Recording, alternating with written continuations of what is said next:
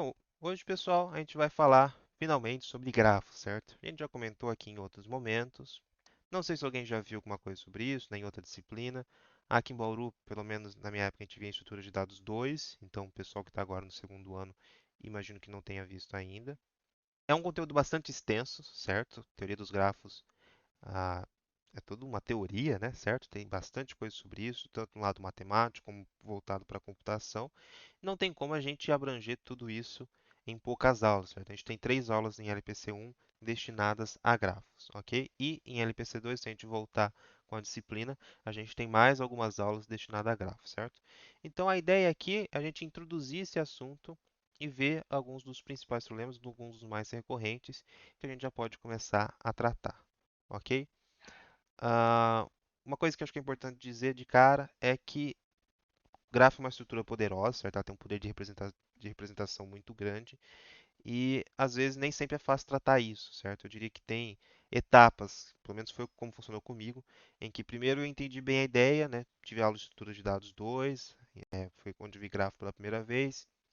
Entendi a ideia, legal, mas daí a partir para a implementação, né, aplicar aquelas coisas, transformar em código, foi um passo um pouco mais difícil. E por fim, depois de implementar, aplicar aquilo em problemas, principalmente em programação competitiva, ainda é outro passo, né? Começar a modelar problemas e ver como aquelas técnicas que a gente vai aprender aqui se encaixam em cada um, é um pouco mais difícil também. No caso de programação competitiva, né, a gente tem uma abordagem um pouco diferente de outras disciplinas. Então, essas duas primeiras etapas de entender a teoria e já implementar, a gente vai tentar fazer junto e já pensando em aplicar em problemas, certo? Não é uma forma melhor nem pior do que vocês vão ver em outras disciplinas, é simplesmente diferente, né? Por um lado, a gente vai ter que ah, simplificar um pouco e agilizar um pouco a teoria, né? Dispensar certos formalismos que não nos interessam tanto aqui, em prol dessa prática, né? Dessa aplicação em exercício. Então, é uma abordagem diferente, acho que nem melhor nem pior do que outra. Bom, então, entrando de fato no conteúdo. Um grafo é uma abstração matemática que representa situações reais através de um diagrama, buscando representar a relação entre pares de elementos, né? Então, aqui é uma definição um pouco mais formal de grafo. Formalmente, um grafo G é um par VA, em que V é o conjunto de vértices ou nós, né, do nosso grafo, e A é um conjunto de arestas do tipo UV com U e V pertencente ao conjunto dos vértices, né? Então a gente tem nós, a gente tem vértices e a gente tem arestas que conectam esses vértices. Um vértice ele representa um elemento em si, certo? Dependendo do nosso problema. E a aresta representa o relacionamento entre um par de elementos. E pegando um exemplo bem simples aqui, imagina que a gente tem esse grafo, né, G, que tem, né, os elementos V e E, a gente chamou de A, né, mas às vezes pensando em inglês a gente usa E como heads, né? E V, a gente tem os vértices, no caso, representando pessoas, né? Ana, João, Maria e Zé. E as arestas conectam as pessoas. Talvez esteja representando relação de amizade, a gente não tem essa informação, né? Então, vamos supor aqui que Ana, João e João são amigos, Ana e Maria são amigos, e a gente tem isso representado. E aqui, graficamente, né? Se a gente tem uma aresta entre Ana e João, aqui a gente tem uma aresta entre Ana e João. A gente não tem entre Ana e Zé, certo? Então, né, graficamente, a gente tem também essa informação. Bom, então basicamente isso é um grafo. A gente já trabalhou com grafo, né? Quando a gente viu árvore. Aqui era um grafo mais restrito, mais específico. Aqui vocês vejam que é bem mais geral, né? A gente não poderia ter algo, essa aresta não poderia estar em uma árvore, certo? Né? A gente está tendo aqui um ciclo, a gente tem mais de um caminho possível entre dois vértices. Então, por isso é um grafo, mas não uma árvore. Uma coisa que acho que é importante a gente ressaltar aqui. ah, Cuidado em não pensar em grafo apenas nos casos mais simples. Por exemplo, aqui a gente tem pessoas e as arestas representam o relacionamento entre essas pessoas, por exemplo. É um caso que é bastante característico, a gente vai ver bastante, vai ter bastante problema sobre isso, é quando os vértices representam cidades, por exemplo, e as arestas estradas entre essas cidades. Né, são casos válidos, bacanas, mas o grafo ele é bem mais genérico, bem mais abstrato do que isso. Ele pode representar situações mais complexas e que às vezes não é tão intuitivo pensar que aquilo é sobre grafo, certo?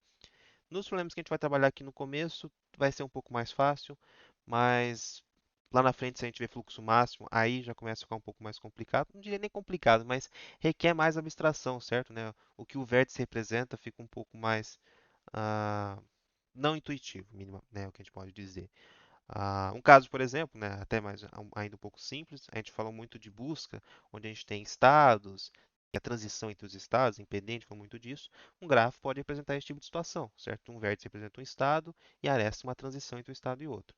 Então, né, a gente vai começar com exemplos mais simples, mas tenha a mente sempre aberta que o grafo é uma estrutura de dados muito poderosa, com um poder de representação muito grande, que pode se aplicar a muitos casos, certo? Não apenas cidades, estradas, pessoas, relacionamentos, coisas assim.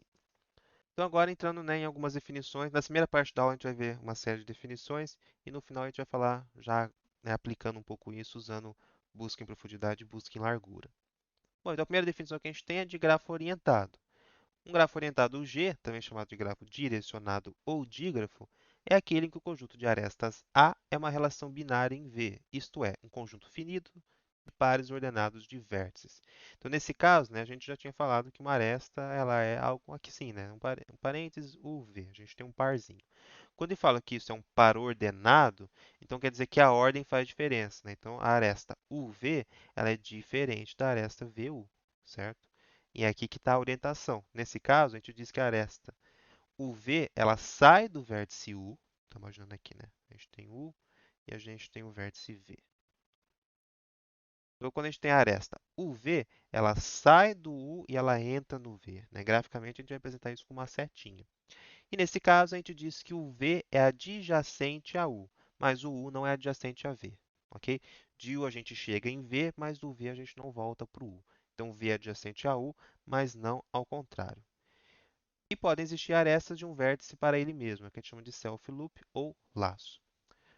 Comentando rapidinho, eu ia comentar no começo da aula, esqueci, mas essa aula é muito baseada no que a gente já tinha apresentado ano passado, mas também no seminário do Davi, do Luiz, do Giovanni e do Luiz Sementini também, certo? Então, valeu pessoal pelo seminário ano passado, me roubei algumas coisas de lá esse ano também. Então aqui a gente tem um exemplo, né, de grafo orientado, né? Então veja que de uma aresta para outra pode ah, ir e voltar a aresta, não tem problema, certo? Mas isso tem que ser indicado. A gente tem que ter as duas arestas, uma de 0 para 3, uma de 3 para 0 nesse caso. Tudo bem? E aqui a gente tem, né, o laço do vértice 2 para ele mesmo. Aqui só outro exemplo, certo? Então, dado esse grafo, né, a gente tem aqui o conjunto de vértices, né, de 1 a 5, e a gente tem as arestas, né? Todas as arestas estão representadas. Como eu falei, quando uma aresta vem e outra volta, a gente tem que ter as duas no nosso conjunto de arestas, né? Então, a gente tem aqui 1, 2 e 2 e 1, certo? Uma aresta aqui vai de 1 para 2 e outra aqui vai de 2 para 1. Então, nesse caso, ó, o 1 é adjacente a 2 e o 2 é adjacente a 1. O 3 é adjacente a 1, mas o 1 não é adjacente a 3, né? A gente não tem uma aresta que volta. Se tivesse, aí sim, o 1 seria adjacente a 3, não é o caso. E o 5 é adjacente a ele mesmo, né? Tem um laço aqui de 5 para ele mesmo. Por outro lado, né, a gente viu o grafo orientado. Um grafo não orientado G, ou não direcionado, é aquele em que um conjunto de arestas A é um conjunto finito de pares não ordenados de vértice. Então, nesse caso, sim, o IV e U representam uma única aresta, né, a mesma aresta. Nesse caso, laços não são permitidos. Esse tipo de coisa que está mais relacionado a esse formalismo matemático, certo? Né, da definição de grafos. Aqui que a gente tem mais preocupado em usar essas definições, né, essas estruturas, para aplicar e resolver problemas. Então, se o nosso problema precisar de um grafo não orientado e por algum motivo precisar de um laço, né, um nó ligado a ele mesmo, a gente pode afrouxar essa definição sem nenhum problema, certo? Isso aqui é mais essa parte do formalismo na teoria dos grafos. E aqui um exemplo de grafo não orientado, certo? A gente tem um vértice isolado aqui, certo? Não tem problema. Um grafo ele não precisa ser conexo, a gente vai falar disso, né? Que é quando todos os vértices estão conectados de alguma forma, né? De um a gente consegue chegar no outro. Não há necessidade disso. Então aqui a gente tem um grafo não orientado. Aqui um gráfico semelhante àquele que a gente viu orientado, né, mas agora sem orientação nas arestas, sem laço também.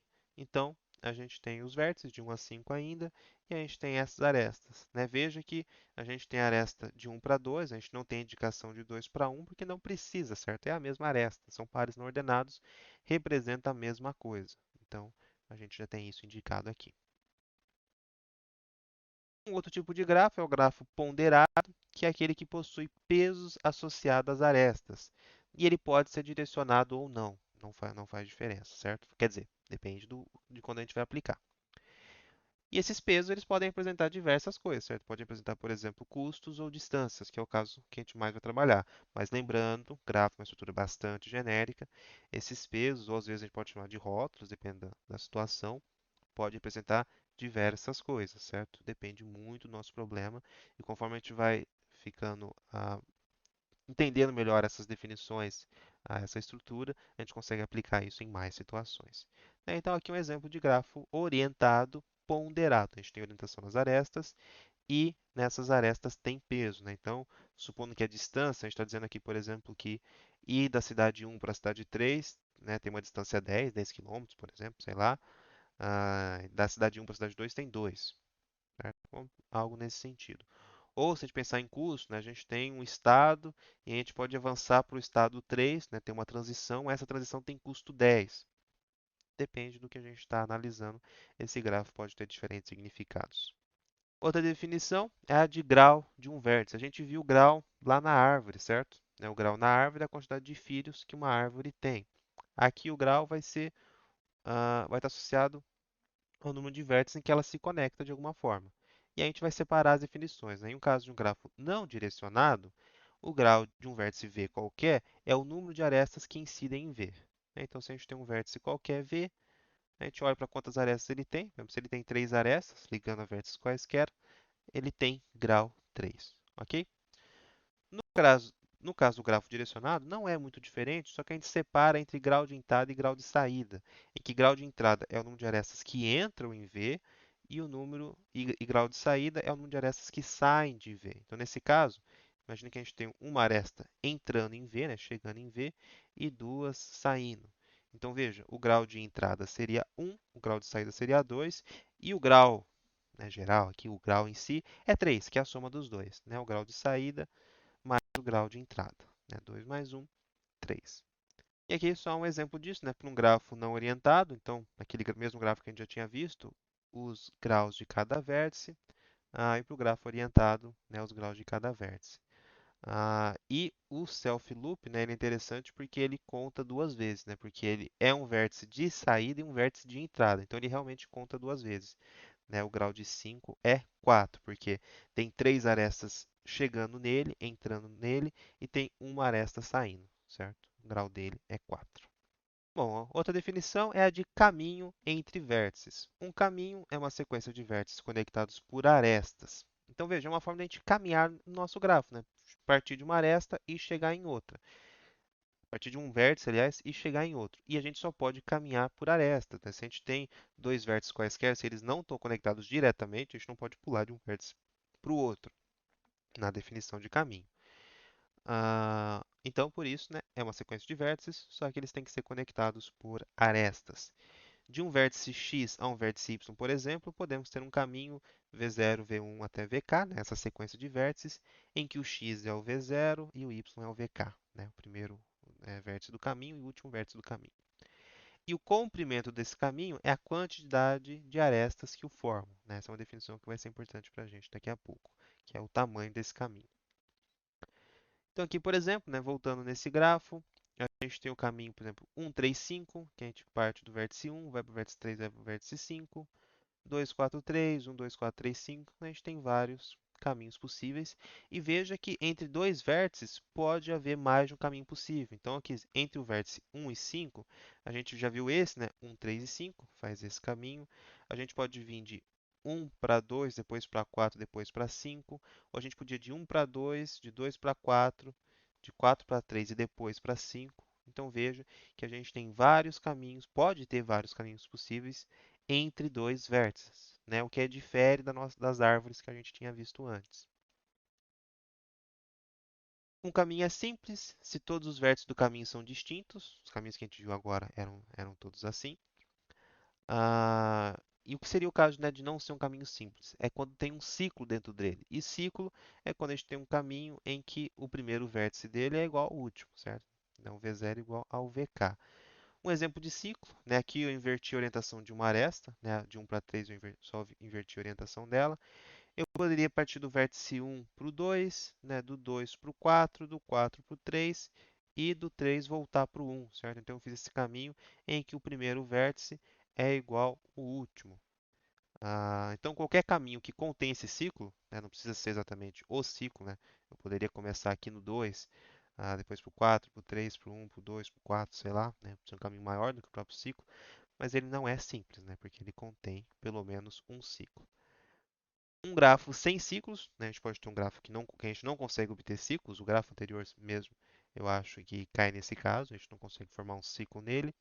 Ele é chamado de acíclico, ok? As árvores, por exemplo, eram um exemplo de grafo acíclico. A gente não tinha ciclos lá. Bom, então agora vamos partir para a implementação, né? A gente viu a teoria, viu os conceitos, né? Pelo menos a introdução a isso, é claro que tem muito mais coisa. Mas se a gente quiser representar um grafo no nosso programa, a gente quer criar uma estrutura que represente o grafo. Como que a gente pode fazer? Bom, para os vértices, acho que a gente não tem muito problema, certo? Né? A gente pode ter um vetor, se a gente tiver informações sobre eles, usar vetores auxiliares, algo como a gente já viu. A nossa preocupação é como representar um conjunto de arestas, ok? E a gente tem duas formas usuais de fazer isso, que é usando a matriz de adjacência e a lista de adjacência. Vamos começar vendo como seria essa matriz. A matriz de adjacência, para um grafo de n vértices, podemos utilizar uma matriz de tamanho n por n, em que uma posição ela é igual a 1, se e somente se j é adjacente a i. Ou seja, se tem uma aresta de i para j, a gente indica isso na nossa matriz como 1. Se não tem, a gente indica como 0, certo? É exatamente o que eu estou dizendo aqui. mj é igual a 1 se há uma aresta do nó i ao nó j, e é 0 se não há aresta do nó i ao nó j. Quando o grafo é não direcionado, a matriz é simétrica, certo? Né? Porque aí o MIJ é igual ao MJI, né? A aresta IJ é igual a aresta JI, mas eu tenho que indicar essa informação nos dois lugares. Para grafos ponderados, a matriz de adjacência pode ser utilizada para armazenar os pesos das arestas, desde que não haja peso nulo, certo? Então, eu posso aproveitar uma matriz só para armazenar os pesos, desde que não tenha uma aresta de peso nulo. Se tiver, eu crio uma outra matriz, né? Uma para indicar se tem aresta e a outra para indicar o peso da aresta. Não tem problema, é só um comentário para ajudar possivelmente vocês na implementação. Então, por exemplo, né, voltando nesse gráfico que a gente já tinha visto, se a gente olhar, implementar ele através de uma matriz de adjacência, a gente vai ter essa matriz, certo? Aqui eu estou considerando ela um indexado. Então, por exemplo, se a gente pegar o vértice 1, né, as arestas que partem do vértice 1, a gente não tem self-loop, então não tem uma aresta dele para ele mesmo. A gente tem uma aresta de 1 para 2, certo? Está aqui. A gente tem uma aresta de 1 para 3, está aqui. A gente não tem aresta de 1 para 4 nem de 1 para 5, ok? Então, a gente tem as arestas representadas nessa nossa matriz de adjacência. Acho que é bem tranquilo, certo? Não tem muito mistério nessa implementação. Se tiver pesos, como eu disse, a gente pode armazenar justamente esses pesos na nossa matriz de adjacência sem problemas. Se tiver peso nulo, a gente não tem como, né? Porque a gente não sabe se o zero é que não tem aresta ou se tem com peso zero. Aí a gente usa a matriz auxiliar ou indica com menos um se não puder ser negativo. As estratégias podem variar dependendo do problema. Se ele for não orientado, certo? Nossa matriz é simétrica, né? Então vocês vão ver aqui, separando aqui na diagonal principal, os dois lados vão ser iguais, né? Como esperado. Ok, então quais são as vantagens dessa implementação? Ela é simples, certo? Acho que a ideia dela é bastante simples. A gente tem uma matriz booleana ali, ou inteira, né, que a gente indica se tem ou se não tem aresta. Verificar se existe uma aresta IJ pode ser feito em tempo constante, basta consultar a posição IJ da matriz, certo? É bastante simples e eficiente. E a inserção ou remoção de arestas também pode ser realizada com custo constante, basta alterar aquela posição, certo? A gente troca seta como 1 se a gente quiser inserir a aresta, ou seta como 0, né? Reseta ela se a gente quiser remover a aresta. Tudo bem? Mas quais as desvantagens? Primeiro é o espaço que a gente precisa para armazenar essa matriz, certo? É o número de vértices ao quadrado. A gente precisa de uma linha e uma coluna para cada vértice. E isso pode ser um problema, principalmente para nós aqui em promoção competitiva, onde a gente vai ter casos grandes, certo? Com muitos vértices, principalmente. Então, muitas vezes, só essa desvantagem vai inviabilizar o uso de matriz de adjacência em muitos casos, certo? Outra coisa que é uma certa desvantagem é o tempo para acessar todos os nós adjacentes a um vértice V qualquer. Veja, em muitas, se não todas as técnicas que a gente vai ver daqui para frente, um dos passos vai ser para um vértice qualquer a gente olhar quais são os vértices adjacentes a ele, ou seja, quais são as arestas dele, né, para onde ele pode ir. Nesse caso, por exemplo, o vértice 1, a gente olhando na representação gráfica, ele só tem duas arestas, certo? Aqui parte para o 2 e aqui parte para o 3. Mas olhando para a matriz de adjacência, a gente vai ter que percorrer essa linha toda. Não tem como de antemão a gente saber que só tem duas arestas. Ou se tem como a gente saber isso, mas a gente não tem como saber qual que é essa aresta, certo? A gente vai ter que percorrer essa linha toda para verificar isso. Então, a complexidade não depende do número de arestas daquele vértice, mas sim do número de arestas daquele vértice, mas sim do número de vértices do grafo, certo? Então, isso é ineficiente em muitos casos, ok? Então, isso também dificulta a utilização da matriz de adjacência. Pensando nesse tipo de coisa, a nossa outra implementação possível é a lista de adjacência, que de certa forma a gente já usou na implementação de árvores, certo? Lá a gente adaptou um pouco, né? A ideia ela é mais simples, mas parte dessa ideia. E qual que é a ideia em si? Para cada vértice, a gente vai armazenar uma lista, que é a lista dos vértices que é adjacente a ela, né? Que parte de uma aresta daquele vértice para esse outro armazenado na lista. Então, por exemplo, se a gente tiver esse grafo aqui, para o vértice 1, a gente tem os vértices adjacentes 2 e 5. Então, se a gente olhar para a nossa lista de adjacência, na posição 1, a gente tem uma lista que contém as posições 2, os vértices 2 e 5 anotados, certo? Aqui seria a matriz de adjacência, né? Só as duas representações. Tudo bem?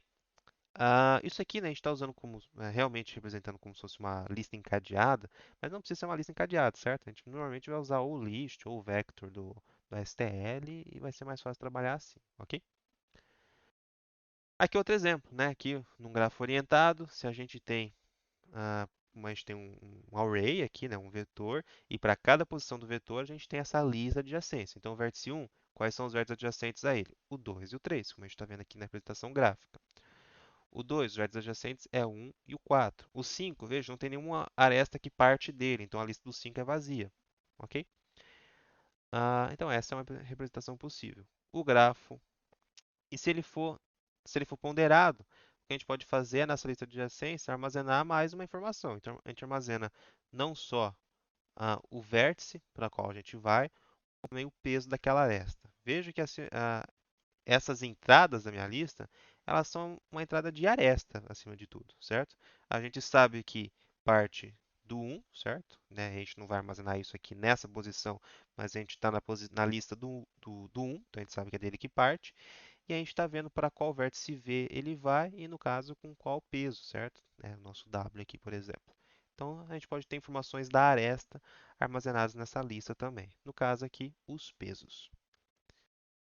Se o grafo for não orientado, aí o que a gente vai fazer se a gente vai inserir a aresta 1, 2, por exemplo. A gente vai inserir o vértice 2 na lista do 1 e vai inserir o vértice 1 na lista do 2, certo? Então, o que acontece é aqui, ó, o 2 está na lista do 1 e o 1 está na lista do 2. Vai ficar duplicado assim mesmo, não tem problema, tudo bem? Então, a gente tem que inserir nas duas listas, né? Fazer a inserção cruzada. Olhando para a implementação disso, né? Um exemplo de implementação aqui baseada na implementação que está do Thiago Alexandre no notebook dele, certo? Ah, eu adaptei algumas coisas, mas a ideia é a mesma. Então aqui eu estou criando uma estrutura que é justamente as informações da aresta que eu quero armazenar, certo? Que é o que vai ser a entrada das minhas listas de adjacência. Então aqui eu tenho o V, que é o vértice adjacente, é o vértice para qual eu vou, e no caso, pensando num grafo ponderado, eu tenho o W, que é o meu peso, certo? E essa estrutura ela é variável, certo? Né? Dependendo do tipo do peso, por exemplo. Se eu precisar de outras informações, às vezes eu tenho mais de um rótulo para a aresta, não tem problema, eu posso incluir as informações aqui. Lembrando, aqui eu tenho informações da aresta, certo? Então aqui eu tenho informações das arestas. Se eu preciso de informações sobre os vértices, eu posso simplesmente criar arrays secundários. E olhando para o grafo em si, né? Então eu tenho essa estrutura, que é a entrada da minha lista, e eu tenho, né, como o meu grafo, a minha lista de adjacência, eu tenho um array de listas, né, no caso o vector, dessa estrutura, ok? Então, para cada vértice eu tenho uma entrada, que é um vector, certo? Que é a minha lista de adjacência. E eu posso ter informações auxiliares, como eu falei, para cada vértice. Aqui, por exemplo, eu estou armazenando o grau. Isso aqui é até desnecessário, certo? Eu estou mantendo porque ah, o Thiago faz assim, né? Ele não usa vector, ele usa como se fosse uma matriz também, mas não uso como matriz adjacente, como se fosse um array de arrays, é uma abstração diferente. Mas e aí ele precisa desse vetor de grau. A gente não precisa, mas eu coloquei só para dar exemplo que a gente pode armazenar uma informação auxiliar sobre o nosso grafo, né? Então aqui o grau, que é o número de arestas do vértice. Tem minha função para inicializar o grafo, eu quero zerar tudo aqui, né? No caso, por exemplo, eu estou zerando o grau, estou usando a função main_set. Cuidado com ela, tá? Porque ela trabalha com byte, então ela só funciona bem quando a gente quer setar todos os valores de um array para 0 ou para -1. Para outro valor pode dar problema, né? Mas para 0 ou -1, o que ela faz é pegar aquele vetor, aquela matriz, depende da minha estrutura, e setar todos aqueles valores como 0 ou como -1. E também aqui estou limpando a minha lista de adjacências, né? Percorrendo todas as listas e limpando elas. Então, né, pensando que eu posso ter vários casos de teste. Ok, então tem a minha estrutura aqui representar esta, tem a lista de adjacência em si, tem informações secundárias se eu precisar, inicializo o grafo, o que está faltando é inserir as arestas. E a função aqui, por exemplo, a aresta, que cria uma aresta de A para B com peso W. Então, eu estou instanciando, né, minha estrutura, a TAD, né, que é a aresta, ah, o vértice adjacente ao B, né, a aresta parte de A para B, então a aresta adjacente é o B, o peso é W que eu recebi. Aqui estou aumentando o grau de A, porque eu estou inserindo uma aresta de A. E na lista de adjacência do A, eu vou inserir essa estrutura auxiliar que eu acabei de criar, né, que indica aqui o vértice B com peso W, certo? Então, a partir do vértice A, eu insiro uma aresta para B com peso W. Se o grafo for não orientado, também adicionamos a aresta BA com peso W, né? Então, a gente praticamente ia duplicar esse trecho aqui, mas fazendo no sentido contrário, né? Então, o vértice adjacente seria o A e eu inseri na lista do B, ok? Mas aí, então, essa função de adicionar uma aresta pode variar dependendo do meu problema, mas no geral vai ser sempre parecido com isso. Se for orientado, eu insiro só num sentido. Se for não orientado, eu insiro nos dois sentidos. Bom, vantagens. No geral, é o contrário da matriz de adjacência, né? Aquilo que a gente tinha de ruim lá vai ser vantagem para a gente aqui. Então, é possível iterar pelos nós adjacentes facilmente e eficientemente. Agora sim, veja, se eu quero acessar todos os nós adjacentes ao 1, por exemplo, foi o exemplo que a gente deu lá, a gente não precisa percorrer todos os vértices vendo se, você é adjacente ao 1? Não, não sou, vai para o próximo e assim por diante.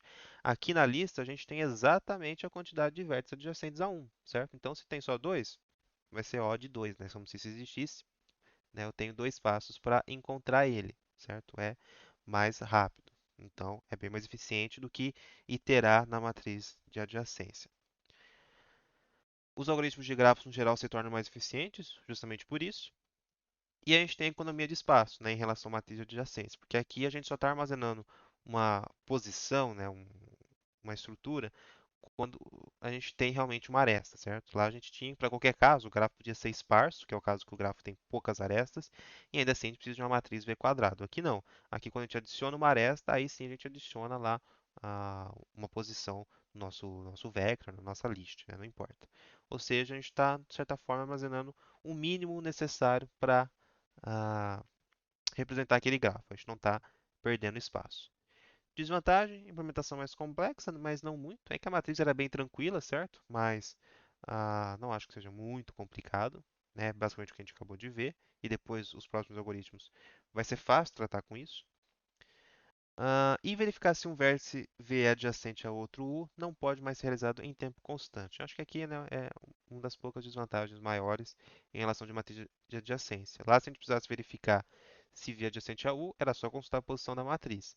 Aqui a gente tem que pegar a lista do U, percorrer ela procurando o vértice V, certo? Então, agora é em tempo linear, dependendo do número de arestas que parte de U. Ok, então a gente acabou de ver a implementação. A gente viu dois tipos. No geral, a gente vai usar a lista de adjacência. Pode ter casos, né, dependendo do número de vértices, se for pequeno, que talvez valha a pena usar a matriz de adjacência, mas a grande maioria a gente vai usar a lista mesmo. E vamos agora começar a ver algumas técnicas que a gente tem para operar ah, esses grafos, assim como a gente viu em árvore, certo? Assim como em árvore também, a gente tinha os algoritmos de busca, né, de varredura, e a gente viu a busca em profundidade e a busca em largura. Esses métodos podem ser generalizados para para o caso de grafo, certo? As ideias são muito parecidas e a implementação também, ok? Então, no caso aqui da busca em profundidade, da DFS, dado um grafo G e um nó inicial S, a estratégia é explorar o grafo em profundidade, visitando as arestas do vértice mais recentemente descoberto, que levam a vértices ainda inexplorados. A gente pode implementar isso de forma recursiva, onde a gente pega um vértice, vê quais são as arestas e a gente visita cada uma dessas arestas, certo? A gente entra nela e só depois que a gente visitar todo aquele ramo, entre aspas, porque agora a gente não tem mais ideia de ramo, que a gente volta e vai para a segunda aresta. Ou a gente pode fazer a implementação iterativa com auxílio de pilha, também como a gente fazia no caso de árvores. E a complexidade para a lista de adjacência é O de V mais A, em que V é o número de vértices, né? Eu vou visitar todos os vértices, idealmente, e passando por todas as arestas também, pensando no pior caso, certo? Isso usando lista de adjacência. Ou O de V ao quadrado para a matriz de adjacência, porque aqui, quando a gente for iterar, né, para cada vértice, a gente quer ver quais arestas ele tem, a gente tem que percorrer todos os vértices. É aquela ideia, eu tenho que percorrer a linha toda para saber quais vértices são adjacentes. Essa é a desvantagem da matriz de adjacência, uma das principais. Possíveis usos que eu tenho, lembrando, busca de profundidade é um algoritmo de uso geral. Ele por si só não faz nada, mas a gente pode dar aplicações para ele conforme for necessário. Alguns usos clássicos, por assim dizer, é encontrar caminhos, né? Encontrar um caminho de um vértice para qualquer outro. Contagem de componentes conexas, a gente vai falar sobre isso, que a gente vai falar sobre conexidade. E detecção de ciclos. Eu acho que tem um exercício no conto da semana que é interessante detectar ciclos, certo? Se de um certo vértice eu consigo voltar para ele, então eu tenho um ciclo. Mas eu vou deixar vocês pensarem mais sobre isso também. Um pseudocódigo disso, né? Se eu tenho uma DFS que parte de V, eu tenho que marcar V como visitado. Veja, no caso da árvore, eu não tinha essa preocupação de marcar como visitado. Por quê? Porque eu não podia voltar para o vértice, eu não tenho ciclo, certo? De um vértice eu vou para outros diferentes, né? Eu não volto para aquele. Agora aqui pode ter ciclo, então eu tenho o risco de ficar ciclando, né? Eu visito o mesmo vértice várias vezes e não percebo. Então eu tenho que marcar que ele já foi visitado. Para se eu tentar visitar de novo, eu já corto aquele ramo da busca. Para cada vértice U adjacente a V, se o U não foi visitado, então a gente aplica DFS para o U, certo? Vai visitar ele agora. Se ele não foi visitado, a gente visita.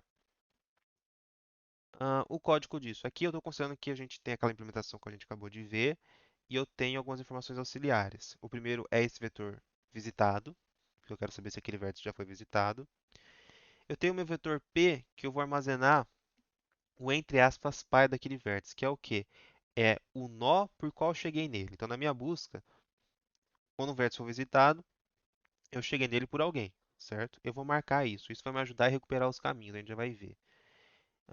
E tem aqui uma variável global, ordem vis, né, que eu vou marcar a ordem de visitação de cada vértice. Para inicializar minha DFS, aqui, né, ele está só setando aqui todo o vetor de visitado como zero, vetor P como menos 1, a princípio, né, não cheguei naquele vértice ainda, e começo, né, com a ordem de visitação igual a zero. Então, estou inicializando aqui os meus arrays, minhas variáveis. A DFS em si, que é o que importa, veja, quando eu chego num vértice S, eu marco ele como visitado, e aqui eu estou marcando também a ordem que eu estou visitando, certo? Talvez isso importasse para mim por algum motivo. E aí, para cada vértice T adjacente a S, então veja, eu estou pegando cada entrada da minha lista de adjacência da posição S, certo? Então, são os vértices adjacentes ao S. Eu vejo, se ele não foi visitado, né, lembrando que é uma struct nesse caso, né, então se o vértice TV não foi visitado, aí sim eu marco o, entre aspas, pai do T como sendo S, certo? Né? Então eu vou chegar no V, né, nesse TV, pelo S, e aí eu aplico uma DFS para ele, certo? Então aqui o peso não me importa, eu posso ter o peso dessa minha aresta, mas ela não me importa, só me importa o vértice adjacente. E aí, recursivamente, eu vou visitar o meu grafo todo. Vamos simular isso para a gente ver como ficaria. Então, imagine que eu começo a minha busca, eu posso começar de um vértice qualquer, imagine que eu começo do vértice zero. Então, eu marquei ele como sendo o primeiro visitado e ele não tem par, né? Porque ele foi o primeiro que começou, então eu não cheguei nele por ninguém, né? Ele foi o primeiro. E a partir dele eu posso visitar ou o vértice 1 ou o vértice 2, que são os vértices adjacentes. Vamos começar aqui pelo 1, certo? Imagine que seja a primeira entrada da minha lista. Não precisa estar em ordem, mas estou supondo. Então, o vértice 1 foi o segundo visitado e o pai dele é o vértice 0. Foi por ele que eu cheguei no 1. No vértice 1, ele tem duas arestas, uma que vai para o 0 e outra que vai para o 3. Vamos supor que ele comece testando essa, só que aí eu vou ver que o 0 já foi visitado, né? Já está marcado aqui com um valor diferente de 0. Se ele já foi visitado, então eu pulo para o próximo. Então a próxima aresta que eu tenho é a que vai para 3. O vértice 3 vai ser o terceiro a ser visitado e o pai dele, entre aspas, é o vértice 1. Do 3 posso ir para o 2 ou para o 4. Aqui ele foi para o 2 primeiro, certo? Então, o 2 foi o quarto vértice visitado e o predecessor dele é o 3. Não tem arestas, então eu volto para o vértice anterior. O 3 ainda tem arestas para ser visitada, né? No caso, que leva para o 4. Então, o 4 foi o quinto vértice visitado e o predecessor dele é o 3 também. O 4 não tem arestas que parte dele, então volto para o passo anterior. O 3 não tem mais arestas para visitar, volto para o passo anterior. O 1 também não tem, volto para o passo anterior. O 0 tem, ele tem uma aresta para o 2, mas ele vai ver que o 2 já foi visitado, então ele não visita essa aresta. E aí eu terminei a minha busca, certo? Tenho aqui a ordem de visitação, e se eu olhar para o P, eu posso recuperar a minha árvore de caminhos, certo? Então, eu descobri do vértice 0 um caminho para cada um dos outros. E para recuperar isso, é só eu visitar isso recursivamente. Por exemplo, se eu quero saber o caminho de 0 até 2, certo? De 0 até 2. Eu pego a posição 2 aqui do meu vetor P, certo? E vejo qual que é o pai dele. Então, o pai do 2 é o 3. E vou montando o meu caminho recursivamente. Agora eu vou para o 3. O pai do 3 é o 1. Então, do 1 eu cheguei no 3. O pai do 1 é o 0, certo? Pronto, eu cheguei no meu vértice inicial. Né? E vou indicar aqui, vou ver também que ele não tem pai, então eu vou parar por aqui. Então, o caminho de 0 até 2 é 0, 1, 3, 2. Eu consigo recuperar isso recursivamente, olhando para o vértice que eu quero chegar. Tudo bem? Então, veja. Aqui um exemplo simples de DFS, mas eu já dei um exemplo também de uma aplicação que é encontrar um caminho qualquer para de um vértice a qualquer outro, certo? Um caminho qualquer porque aqui não tem nenhum tipo de restrição. Veja, tinha um caminho bem mais simples de 0 para 2, né? Que era só ir de 0 para 2. No caso, ele fez uma volta mais longa. Na DFS não tem nenhuma garantia sobre o tamanho desse caminho ou qualquer outra coisa do tipo. Só sei que ele vai encontrar se tiver. Se tiver caminho, ela encontra. Busca em largura agora. Da mesma forma que a busca em profundidade, né, era generalizada da ideia do que a gente já tinha visto em árvore, para busca em largura é a mesma coisa, para BFS é a mesma coisa. Então, dado um grafo G e um nó inicial S, a estratégia é explorar o grafo por nível. Aqui a gente não tem a mesma ideia de nível da árvore, certo? Mas a gente pode definir nível de V como sendo o comprimento do menor caminho do vértice inicial até V. Né? Então, a gente tem um vértice inicial e para um certo nó qualquer, a gente pode ter vários caminhos, mas tem um que é o de menor comprimento. E esse comprimento é o nosso nível. Ou seja, a gente quer ver para cada vértice, né, dado o vértice inicial, para cada outro vértice a gente quer encontrar os caminhos de comprimento mínimo, sendo o comprimento o número de arestas, ok? A implementação, assim como no caso da árvore, é iterativa com o auxílio de fila, né? No caso da DFS é com pilha, a BFS é com fila. A complexidade é a mesma da DFS. Possíveis usos, encontrar o menor caminho em número de arestas entre vértices, certo? É uma das principais aplicações de busca em largura. Pensando em pseudocódigo, então aqui, né, se a gente começa o nosso BFS em um vértice V, a gente enfilera o V na fila Q.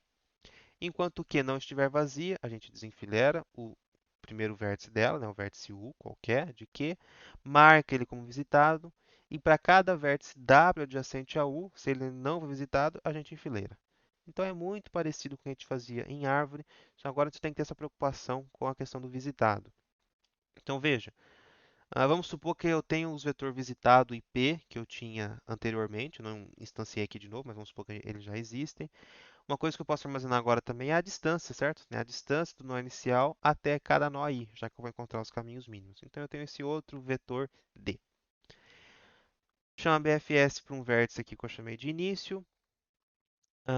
Aqui eu estou inicializando, né, as minhas estruturas, visitado tudo como 0, o P, que é o predecessor, tudo como -1.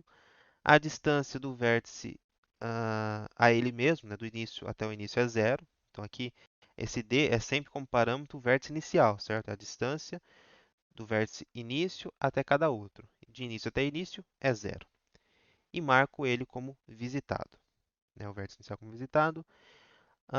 Enfilero ele, né? Dou um push na fila e aí eu começo a percorrer os meus vértices. Enquanto a fila não está vazia, eu pego o último vértice. Aqui eu estou considerando que eu não estou usando mais aquela estrutura. Vamos supor que o grafo não é ponderado. Eu posso ter um vector de int só, né? Lembra, eu tinha lá o vector ah, daquela estrutura que eu criei, né, que era o tadd, certo? Isso porque eu precisava de mais de uma informação sobre o vértice. Eu precisava do vértice, precisava do peso. Se eu precisasse de outra coisa, eu podia colocar. Se não é ponderado, só preciso do vértice, eu posso só ter um vector de int, certo? Não tem problema. Aqui eu estou pensando nesse caso, que também é comum. Então, mas pensando nesse caso, eu pego o vértice que está no final, no começo da fila. Para cada vértice adjacente, né, olhando para a lista de adjacência do S, eu vejo se ele não foi visitado ainda, eu marco ele como visitado, faço que a distância até T, a distância de S mais 1, veja, se eu já marquei o S como visitado, eu estou supondo que eu sei essa distância mínima até S, né? Então, isso aqui já é conhecido, ok? E aí, no caso, a distância t vai ser o quê? Bom, se eu cheguei no t através do S, é a distância de S até S mais 1. E eu sei que isso é mínimo porque eu estou usando uma fila, certo? Então, primeiro eu estou vendo todos os vértices que têm distância 1 à origem, depois todos os vértices que têm distância 2, certo? E assim por diante, assim como era feito na árvore. Aqui eu só tenho que marcar o que é visitado para não ter ciclo e coisa do tipo, mas a ideia é a mesma. E, né, marco o predecessor do t como sendo S. Então, atualizo a distância, atualizo o predecessor e enfilero o t, né? Então, no momento certo, ele vai ser desenfileirado e os vértices adjacentes a ele vão ser percorridos. Esse caso eu não faço simulação de um exemplo, mas mostro como ficaria a configuração final. Então, aqui sim eu tenho a distância mínima do vértice inicial, que no caso era o zero, para cada um dos outros. Então, vejo que o caminho de 0 até 2 agora, de fato, ele pegou o caminho mais fácil, certo? Simplesmente ir de 0 até 2. Então, aqui entrando em outro conceito agora, certo? Né? Que aparece bastante e que a gente pode aplicar a essas buscas que a gente acabou de ver, né? A busca em profundidade eu acho que vai ser mais natural aqui. Que é a ideia de conexidade. Um grafo não direcionado, G, é conexo se e somente se existe um caminho em G entre todos os pares de vértices. Então, a ideia é que realmente todos os vértices estão conectados. De um vértice eu consigo chegar a qualquer outro, certo? Né? Então, aqui, por exemplo, do vértice 1, pegando um vértice qualquer, eu consigo chegar no 2, eu consigo chegar no 3, eu consigo chegar no 4 e consigo chegar no 5. Agora, nesse caso aqui, a gente tem um grafo desconexo, porque a gente tem essa componente, onde de 1 eu consigo chegar em 2, de 2 eu consigo chegar em 1, mas de 1 eu não consigo chegar em 3, eu não consigo chegar em 4, não consigo chegar em 5. Então ele não é conexo. De um vértice eu não consigo chegar em todos os outros. Então esse é o conceito de conexidade.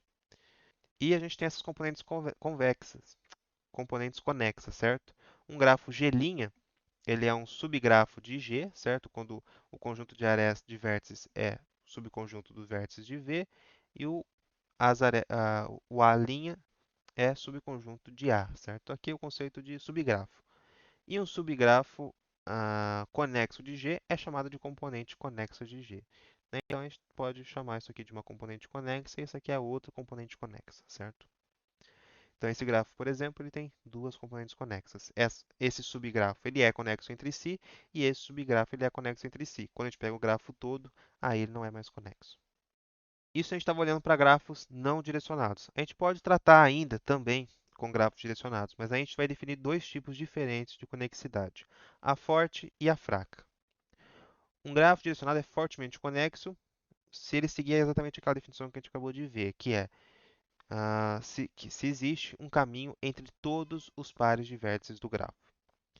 Agora, um grafo direcionado é fracamente conexo se o seu grafo não direcionado subjacente, ou seja, se a gente pegar o grafo, retirar a orientação das arestas, transformar ele não orientado, se esse grafo que a gente gerar for conexo, então a gente diz que ele é fracamente conexo. Por quê, né? Por que a gente precisa dessas duas definições agora? Vamos pensar nesse grafo aqui, certo? Se a gente tirar as orientações das arestas, a gente obtém esse outro grafo, certo? E aqui, né, tinha duas arestas, virou uma só porque no grafo não orientado não faz diferença, certo? Não tem orientação. Bom, esse grafo é conexo, então a gente pode dizer que ele é fracamente conexo. Mas por que eu estou dizendo aqui que ele não é fortemente conexo? Por quê? Bom, por exemplo, se eu pegar o vértice 1, eu consigo chegar em todos os outros, né? Eu consigo chegar no 2, eu consigo chegar no 3, eu consigo chegar no 4 e eu consigo chegar no 5, sem problema. Eu consigo chegar em todos os vértices. Agora, se eu pegar o vértice 3, por exemplo, eu consigo chegar no 5 e só, certo? Ele não tem uma aresta que volta para o 1, para o 2 ou para o 4, né? E o 5 também não. Então veja que quebra aquela definição, porque de qualquer vértice eu deveria chegar em qualquer outro.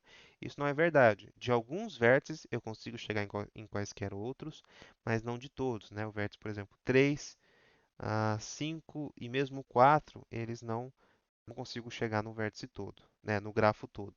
Então, por isso ele não é fortemente conexo, mas é fracamente conexo, né? Olhando visualmente, eu vejo que está tudo conectado, isso é fracamente conexo, mas de fato ele não consegue de um vértice chegar em qualquer outro.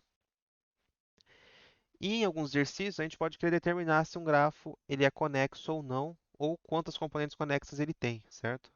No conto desta semana deve ter algum exercício desse tipo. Se a gente está em um grafo não direcionado, basta a gente fazer um percurso nele e no final ver se a gente visitou todos os nós, certo? Então, a gente pode fazer um percurso em profundidade ou em largura, tanto faz. Normalmente, se a gente não precisa da distância, profundidade é mais fácil. E se nesse percurso todos os vértices foram visitados, então ele é conexo. De um vértice a gente conseguiu chegar em todos os outros. Caso contrário, não é, e os vértices visitados formam uma componente conexa. Ou seja, ele não é conexo, mas se eu olhar para os que foram visitados naquele momento, eu sei que todos eles estão na mesma componente conexa. Isso é uma informação que pode ser interessante para mim. Isso para o grafo não direcionado. Vejo que aqui eu posso partir de qualquer nó, certo? Porque eu não tenho orientação nas arestas. Então, se eu tenho uma certa aresta, eu posso ir, eu posso voltar por ela. Agora, no caso do grafo direcionado, bom, primeiro, se ele é fracamente conexo, é fácil verificar, porque é só pegar o não orientado, né, esquecer a orientação das arestas e fazer o que a gente acabou de ver para o outro, para o grafo não orientado, né, o que a gente viu antes. Agora, se a gente quer saber se ele é fortemente conexo, a gente vai ter que fazer um percurso no grafo para cada vértice. E cada um desses percursos deve conseguir visitar todos os vértices do grafo. Porque, né, no exemplo que a gente viu anteriormente, se a gente partisse do 1, a gente conseguia visitar todos os outros. Mas ele não é fortemente conexo, né? Porque existem outros que eu não consigo. Para garantir, eu tenho que fazer o percurso a partir de todos. Então, eu aplico uma DFS a partir do 1, vejo, todo mundo foi visitado? Foi. Aplico a partir do 2. Todo mundo foi visitado ainda, beleza. Passa a partir do 3.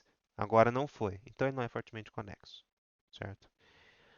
E aí, quando a gente está falando em grafo orientado, o conceito de componente conexa se perde um pouco, certo? Se existe, é mais complexo. No geral, acho que a gente não precisa tratar disso. Bom, então, né, de conteúdo era isso. Vamos dar um exemplo agora que eu acabei colocando no conto, certo? Eu não ia colocar, mas eu estava com um pouco de exercício, eu adicionei esse, mas não tem problema, certo? Uma pequena colher de chá para vocês. Então veja, nesse exercício, né, a Bugs Life, resumindo ele, é dito que um certo professor está estudando uma espécie de inseto e ele cria a hipótese que os insetos de um determinado gênero interagem apenas com o gênero oposto, certo? E o nosso objetivo é, dado diversas interações entre os insetos, que eles estão numerados, determinar se a hipótese do professor é falsa ou se pelo menos não há nenhuma evidência que o contrarie, certo? Não dá para dizer que isso é verdadeiro, mas pelo menos não há evidência que contrarie a hipótese do professor. Bom, primeiro, talvez esse exercício consiga ser feito até com disjoint set. Eu comecei a pensar nisso, mas não tentei implementar, certo? Né? A gente tem essa ideia aí de conjuntos de gêneros, né? Certo? A gente tem dois gêneros e quer ver a relação entre eles e se tem alguma informação que contradiz essa hipótese, né? Que são disjuntos. Mas, no caso, a gente vai resolver esse exercício com um grafo, né? Veja que esse é um desses exemplos que eu comentei, talvez, que talvez não seja tão intuitivo você pensar em grafo de cara, certo? Não sei. Mas no caso, o que a gente pode fazer é representar a relação entre os insetos no grafo, né? Então, os vértices vão ser os insetos e as arestas vão ser a indicação que esses insetos se relacionaram. Isso é a entrada do nosso problema, certo? A entrada é quais insetos se relacionaram. Então, por exemplo, acho que isso aqui é um dos casos de teste que ele dá. Eu tenho aqui uma relação entre 1 e 2, entre 1 e 3, entre 4 e 5, entre 5 e 6 e entre 4 e 6. Então, graficamente, o que eu tenho é esse grafo. Tudo bem? E aí, como determino se a gente estabelece se a hipótese do professor é válida ou não, né? Ou seja, não houve interação entre insetos do mesmo gênero, né? A hipótese do professor era essa. Como que eu posso fazer isso? A solução que eu dei, né, que eu pensei, foi colorindo o grafo, né? A gente não falou de coloração de grafo hoje, é um problema interessante até, mas basicamente a ideia, simplificando, é eu quero colorir todos os vértices do meu grafo de forma que dois vértices adjacentes não tenham a mesma cor, ok? Essa é a ideia da coloração em grafo para vértice aqui. No caso, eu quero colorir esse grafo com apenas duas cores, onde cada cor representa um dos gêneros, certo? Né, masculino e feminino. E a ideia de não ter dois vértices vizinhos que sejam da mesma cor, dois vértices adjacentes sejam da mesma cor, é justamente a ideia de não ter dois insetos do mesmo gênero se relacionando. Se eu não conseguir colorir o grafo dessa forma, quer dizer que a hipótese do professor estava errada, porque eu tenho sim dois insetos do mesmo gênero que estão se relacionando. Então é isso que eu vou fazer. E como que eu vou colorir o grafo? É só aplicar uma DFS e ir atribuindo cor àquele vértice, certo? Então eu começo com uma cor qualquer, não importa qual cor representa qual gênero, certo? Começo com uma cor qualquer e pinto o primeiro vértice. Aí eu visito os filhos, não, né? Os vértices adjacentes àquele vértice e atribuo a outra cor, ok? Então vou sempre alternando a cada nível da busca. Nesse processo, se eu encontrar um vértice que já foi visitado e que está com a mesma cor do vértice atual, então eu encontrei um problema, certo? Eu encontrei dois vértices com a mesma cor que são adjacentes, aí eu sei que a hipótese do professor é válida. Se eu não encontrar esse caso, então não tem nada que a contradiga. Então, aqui simulando um exemplo para esse grafo. Então, imagine que eu comecei do vértice 3, podia começar de qualquer vértice, e pintei ele de laranja, representando aí um dos gêneros, não importa. Vou para os vértices vizinhos, no caso eu tenho um, pinto ele da cor contrária, no caso azul. Vou para os adjacentes a ele, o 3 é adjacente a ele, mas já foi visitado e está na cor contrária, nenhum problema. Vou para o vértice 2, não foi visitado, então eu vou para ele mesmo e pinto da cor contrária. Se eu pintei o 1 de azul, vou pintar o 2 de laranja. Do 2, vou para os vértices adjacentes. O 1 já foi visitado e está da cor contrária, beleza. Vou para o 5, não foi visitado, então vou para ele de fato, pinto da cor contrária, né, de azul. Vou para o vértice 4, né, o vértice 2 já foi pintado e da cor contrária, ótimo. Vou para o vértice 4, ele não foi visitado ainda, pinto da cor contrária. Olho para o 4, ele já visitou, o 5 já foi visitado com a cor contrária, ótimo. Vou para o 6, né, e pinto ele da cor contrária, então ele fica azul. Agora do 6, eu olho para os vértices para as arestas dele. Para o 4 já foi, cor contrária, ótimo. Para o 5 também já foi, mas aqui sim está a mesma cor, certo? Então eu encontrei dois vértices vizinhos com a mesma cor. Então aqui me dá problema, certo? Eu não posso ter esse caso. Então, esse caso de teste, por exemplo, eu encontrei uma evidência que contradiga a suspeita do professor. E é a minha saída justamente dizer se houve ou não algum caso desse tipo. Tudo bem? A solução do exercício é essa. Só não vou mostrar o código, né? Porque como está no contest, então vocês tentam implementar isso depois. E aqui algumas sugestões, aqui de forma geral, a longo prazo, né? Porque algumas dessas coisas a gente já ainda vai ver ao longo do semestre e possivelmente em LPC2 se tivermos a disciplina. Então, no nosso canal do YouTube, a gente tem as gravações das aulas do ano passado, certo? Então, tem a aula de Introdução à Teoria dos Grafos que eu dei, que no caso engloba essas três aulas que a gente vai ter. Lá a gente começou mais tarde a ter as aulas teóricas, né? E por vídeo. Então, eu tive que juntar tudo uma coisa só. Então, a primeira parte é o que a gente viu hoje, mas também lá fala sobre o problema do caminho mínimo, que a gente vai ver semana que vem, e o problema de extensão mínima, né? O da MST, que a gente vai ver na outra semana com o Wilson. Tem também o vídeo do seminário dos amigos do Davizão, certo? Né? O Davi, o Luiz Morelli, o Sementili e o Giovanni, que eles também falam mais ou menos o mesmo assunto, certo? Mas é outra visão, é interessante vocês verem também. E depois, já o que seria conteúdo de LPC2, né? Que é a parte de pontes e Bellman-Ford, né? Que é caminho mínimo com custo negativo, o problema do fluxo máximo, tá bem bacana. Ordenação topológica, emparelhamento máximo em grafos de partidos e o problema do menor ancestral comum, que é mais aplicado à árvore, mas estou colocando aqui como sendo grafo também. E aí de material complementar, né, eu sugeria o material do GEMA e do Umbalum, né, da Universidade de Brasília, aqui em texto, né, mas tem o vídeo do GEMA também.